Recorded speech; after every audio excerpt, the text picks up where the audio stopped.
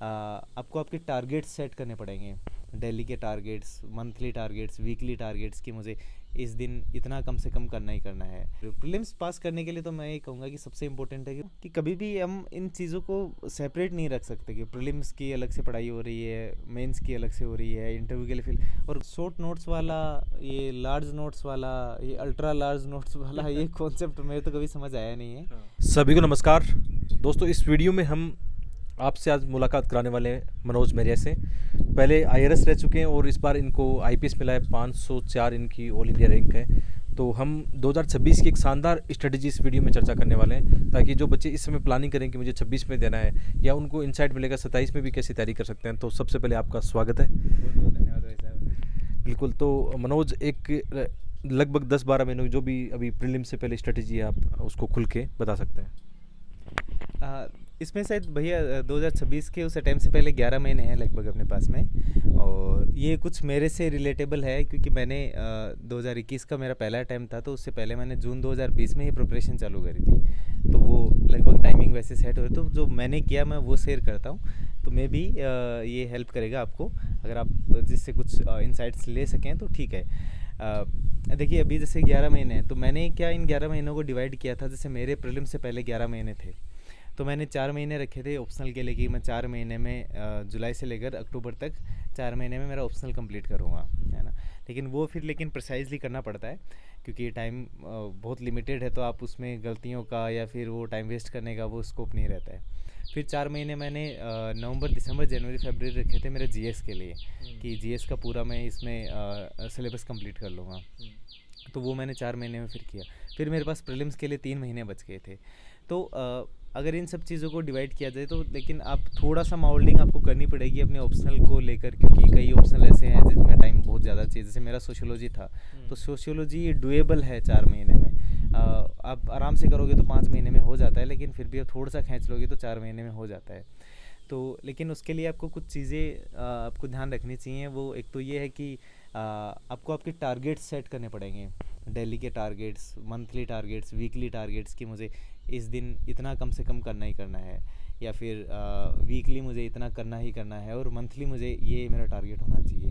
वो अगर आप मीट करोगे तो सारी चीज़ें स्ट्रक्चर्ड रहेंगी, नहीं तो चीज़ें होच पोच हो जाएंगी, क्योंकि बहुत सारी चीज़ें हैं, बहुत सारे सब्जेक्ट्स पढ़ने हैं आपको, बहुत सारे टॉपिक्स पढ़ने हैं, बहुत डाइवर्सिफाइड हैं चीज़ें। और जब मैंने मेरा ऑप्शनल कंप्लीट कर लिया, तो उसके बाद में मैं 2026 को मद्देनज़र रखते हुए अपनी बात कर रहे हैं। तो आप ऑप्शनल को पहले ऑप्शनल का सिलेबस करने की कोशिश करिए।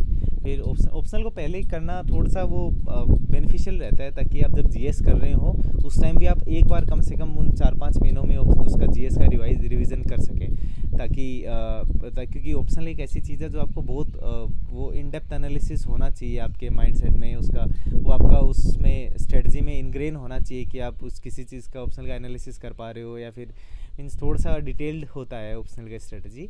तो ऑप्शनल पहले कर लेना अच्छा रहता है, ताकि आप बार बार रिवाइज कर सको उसको।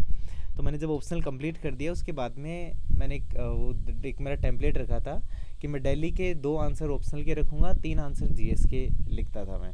लेकिन वो जीएस कंप्लीट करने के बाद में ये बात थी। तो जब मैं जीएस कर रहा था 4 महीने ऑप्शनल के बाद में, तो मैं ऑप्शनल के 2 आंसर डेली लिखा करता था। तो उससे क्या है, वो प्रैक्टिस हो रही थी, एक थोड़ा थोड़ा छोटे छोटे टॉपिक्स का रिवीजन हो रहा था, और कंटेंट और रिवाइज हो रहा था। जैसे सोशियोलॉजी, एंथ्रोपोलॉजी, ये ऐसे सब्जेक्ट हैं जहाँ आपको बहुत सारे यूनिक एग्जाम्पल्स वगैरह वो यूज़ करने होते हैं। फिर जब मैंने नवंबर में मेरा जीएस चालू किया, तो नवंबर और दिसंबर 2 महीने मैंने ठीक ठाक, मतलब कुछ सब्जेक्ट्स मेन सब्जेक्ट्स थे, पॉलिटी, हिस्ट्री, ये सब कवर कर लिए थे।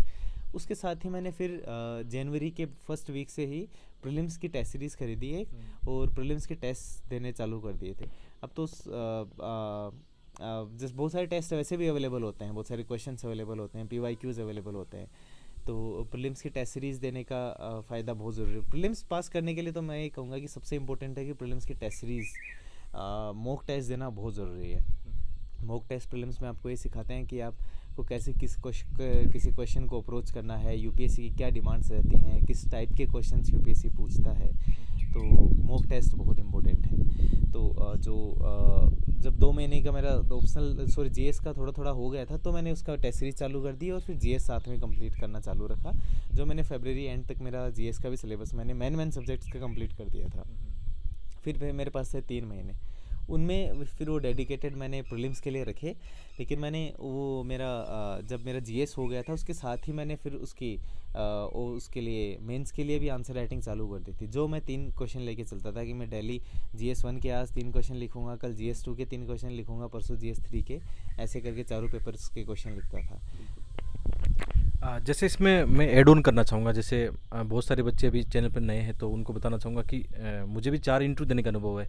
और जैसे इस अनुभव के आधार पर मैं एक पॉइंट पूछना चाहूँगा आपसे कि जैसे अभी हम लोग जो बच्चों के साथ आंसर राइटिंग के, या हमने जो 11 महीने का प्लान बनाया है, आप उसमें कोई गलती हो तो आप थोड़ा हमें गाइडेंस भी देना। ज़रूर। तो हमने ऐसा किया कि जैसे नेक्स्ट 6 मंथ है उसको हमने प्री और मेंस को साथ रखा है। जैसे जीएस के जो अपने पेपर है, मैं उन बच्चों को जैसे 2 दिन का टाइम देता हूँ और उस 2 दिन में वो आंसर राइटिंग करते हैं और उस टॉपिक से जुड़े हुए प्री के क्वेश्चन है वो भी सॉल्व करते हैं। फॉर एग्जांपल जैसे हम अगले 30 डेज में ज्योग्राफी पढ़ने वाले हैं, तो ज्योग्राफी का प्री और मेंस दोनों उसका साथ साथ हो जाए, प्री के भी वो क्वेश्चन लगा ले, मेंस की भी आंसर राइटिंग कर ले, साथ में वो 1-2 घंटा अपना टाइम निकाल के ऑप्शनल सब्जेक्ट भी कर ले, और नेक्स्ट 6 मंथ में दिसंबर तक उसका मेंस के नोट्स बन जाएंगे, आंसर राइटिंग हो जाएगी, ऑप्शनल सब्जेक्ट भी हो जाएगा। ये रणनीति कैसे, और उसके बाद दिसंबर के बाद में जो 5 महीने बचेंगे उसमें केवल वो प्रीलिम्स पड़ेगा, क्योंकि आजकल सीसेट भी अलग तरीके से गेम खेल रहा है। तो ये रणनीति कैसी है? देखिए, मेरा एक चीज़ है कि मैं हमेशा से मानता आया हूँ कि कभी भी हम इन चीज़ों को सेपरेट नहीं रख सकते कि प्रीलिम्स की अलग से पढ़ाई हो रही है, मेंस की अलग से हो रही है, इंटरव्यू के लिए फिर और करते हैं बहुत सारे बच्चे जो फिर वो उस विशेष लूप में फंसते हैं जो यूपीएससी का है ना, कि आप ना निकल पा रहे हो ना कर पा रहे हो वो वाला। और हैं ऐसे बच्चे जो प्रीलिम्स के बहुत ऐसे अलग से नोट्स बना के रखते हैं, मेंस के अलग से नोट्स बना के रखते हैं। वो स्ट्रेटजी मेरे को लगता है कि बहुत फ्लॉड स्ट्रेटजी है वो, उससे सिलेक्शन निकालना बहुत मुश्किल है, क्योंकि आप इतना ज़्यादा बर्डनसम कर रहे हो ना, किसी रिपीटेशन इतना ज़्यादा हो रहा है और ओवरलैपिंग हो रही है, तो फिर उस चीज़ को कर पाना बहुत मुश्किल है। मतलब वो थोड़ा सा स्मार्ट वर्क करे। मेरा ओपिनियन ये है कि जो आपका ये जो इंटीग्रेटेड स्ट्रेटजी का प्लान है ये बेस्ट है। जैसे मैंने बताया कि जो मैंने 4-4 महीने मेरे डिवाइड कर रखे थे, उसमें प्रीलिम्स और मेंस का मैंने कुछ डिवाइड नहीं किया है। मैंने जो चीज़ पढ़ी, मैंने उस चीज़ को इस तरीके से पढ़ा कि ये चीज़ मुझे कहीं भी काम आए, मैं वहाँ काम में लूँगा, ना उसको ऐसे कि भाई इसको मैं प्रीलिम्स के नज़रिए से पढ़ूंगा, उसको मैं मेंस के नज़रिए से पढ़ूंगा। और वो डिस्टिंक्शन आजकल बचा ही कितना है। पहले प्रीलिम्स में आता था कि हमें फैक्चुअल क्वेश्चंस पूछते थे, मेंस में एनालिटिकल क्वेश्चंस आते थे, लेकिन अब फैक्चुअल क्वेश्चन कितने का आते हैं प्रीलिम्स में, अभी वही एनालिटिकल क्वेश्चंस प्रीलिम्स में आने लग गए, तो फिर तो वो ओवरलैपिंग बहुत ज़्यादा हो गई। तो ये इंटीग्रेटेड स्ट्रेटजी वाली अप्रोच तो बहुत अच्छी है, इसको तो मैं तो अप्रिशिएट करूँगा। और यही रखना चाहिए, मतलब इतना डिवीज़न नहीं करना है कि मैं प्रीलिम्स के लिए अलग से पढ़ूँ, और जो चीज़ आप पढ़ रहे हो उसको एक ब्रॉडर पर्सपेक्टिव को लेकर पढ़िए कि ये चीज़ मुझे कहीं भी काम आ सकती है। ऐसे डिवाइड नहीं करना है, मतलब मेरे ओपिनियन में आपकी एक अच्छी स्ट्रेटजी नहीं रहेगी। तो फिर जो लास्ट के 3-4 महीने हैं, जैसे आपने 5 महीने रख रखे हैं, तो वो मैं तो ये कहूँगा कि मोर देन इनफ है, 4 महीने भी बहुत सफिशिएंट है।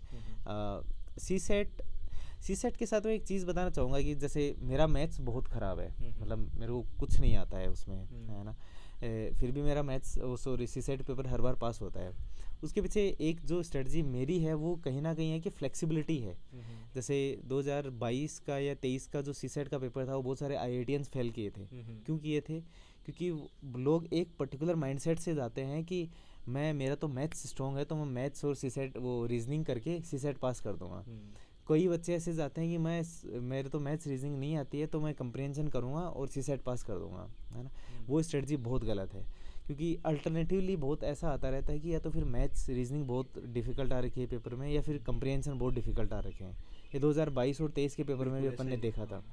तो वहाँ अगर आप फ्लेक्सिबिलिटी रखोगे, तो जैसे मेरे जैसे स्टूडेंट्स हैं जिनका मैथ्स वगैरह कमज़ोर हैं, वो भी सेल थ्रू कर लेते हैं उन पेपर्स को, और ठीक 80-90 नंबर से पास होता जाता है मेरे सी सेट के पेपर।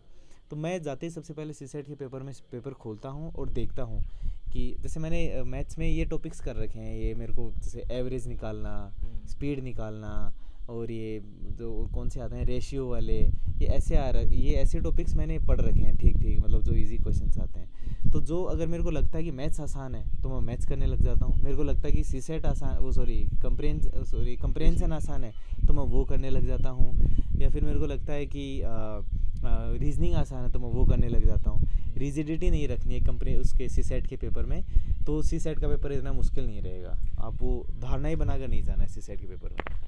एक बच्चों का हमेशा ये देखता हूँ मैं, अभी जो बच्चे मेरे साथ मेंटरशिप में जुड़े हैं, उनको शॉर्ट नोट्स को लेकर बहुत ज़्यादा उनका रहता है कि सर शॉर्ट नोट्स अभी साथ साथ बना लें या शॉर्ट नोट्स किसी और के पढ़ लें, या कैसे मतलब उसको मैनेज करें वो? मैं कोशिश करूँगा कि मैं मेरे नोट्स की आपको एक फ़ोटो भेजता हूँ, है ना।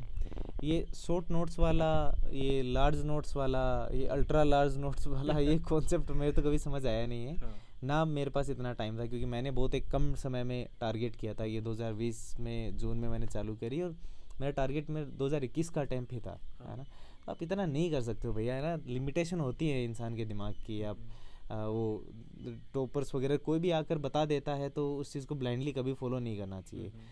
मैंने मेरे जो नोट्स बनाए थे, डिटेल्ड नोट्स बनाए मैंने, कभी भी वो क्रिस्प ऐसे वो छोटे छोटे करके बुलेट पॉइंट्स में वो नहीं किया। मैंने था कि मैं आज से अगर मेरे को 3 साल बाद में भी ये नोट्स पढ़ने पड़े तो वो किताब उठाकर मेरे को कॉन्टेक्स्ट देखने की ज़रूरत ना पड़े, मैं मेरे नोट्स पढ़कर मुझे चीज़ें समझ आ जाएं कि क्या इनका बैकग्राउंड है। उस तरीके से नोट्स बनाए हुए हैं उनमें, लेकिन मैंने अंडरलाइन कर रखे हैं, चीज़ें अंडरलाइन कर रखी हैं। बहुत प्रीलिम्स स्पेसिफिक चीज़ें हैं, को डाटा हैं, फैक्ट्स वगैरह हैं, उनके ऊपर मैं ऐसे रेड पेन से या फिर ब्लैक पेन से बॉक्स बना देता हूँ। तो जब रिवाइज़ करने की बात आती है प्रीलिम्स के लिए, तो मैं उन नोट्स को फिर थोड़ा जल्दी जल्दी पढ़ लेता हूँ कि वो जो बॉक्स वाली वो अंडरलाइन वाली चीज़ें हैं उन पर ज़्यादा ध्यान देता हूँ, और जो बाकी डिटेल हैं उन पर कम ध्यान देता हूँ। मेंस के लिए फिर बाकी सारी चीज़ों पर मैं थोड़ा डिटेल में ध्यान देता हूँ। तो ये शॉर्ट नोट्स वगैरह ये रिपीटेटिव है, टाइम कंज्यूमिंग है, बहुत ज़्यादा एनर्जी लगती है। आपको फिर भी अगर करना है आप कर सकते हैं, लेकिन मैं तो ये सजेस्ट करूँगा कि एक नोट्स बनाइए, उसमें अलग अलग कलर के पेन से आप अंडरलाइन वगैरह वो कर लीजिए, ताकि आपको रहे कि प्रीलिम्स के लिए इन इन चीज़ों पर मुझे ध्यान देना है और मेंस के लिए इन इन चीज़ों पर मुझे ध्यान देना है। एक सबसे इम्पोर्टेंट एस्पिरेंट का रहता है कि करंट अफेयर है ना, न्यूज़पेपर पढ़ें या मंथली मैगजीन पढ़ें। मंथली मैगजीन जैसे आपने कौन सी पढ़ी वो भी बताना। साथ में जैसे अभी 2026 में एग्ज़ाम दे रहे हैं तो कब से करना चाहिए हमें जो मंथली मैगजीन या पीटी 365 जो भी आपने पढ़ा हो?